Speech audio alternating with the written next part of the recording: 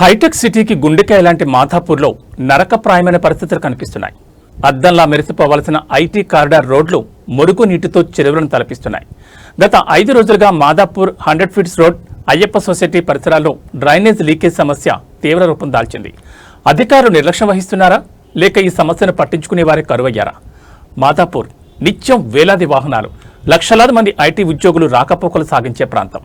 ఇక్కడి 100 feet road మరియు అయ్యప్ప సొసైటీలో గత 5 రోజులుగా డ్రైనేజీ వ్యవస్థ పూర్తిగా అస్తవ్యస్తమైంది. భూగర్భ డ్రైనేజీ లైన్లు పొంగి పొర్లడంతో మురుగునీరంతా రోడ్లపై చేరుతోంది. దీంతో కాలనీలన్నీ జలమయమయ్యాయి.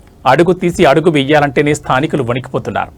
5 రోజుల నుంచి ఫిర్యాదు చేస్తున్నా ఎవ్వరూ పట్టించుకోవడం లేదు. ఇంట్లో నుంచి బయటకు రావాలంటేనే వాంతులు వచ్చేంత దుర్వాసన వస్తోంది. పిల్లలు, వృద్ధులు అంటువ్యాధుల బారిన పడే అవకాశం ఉంది.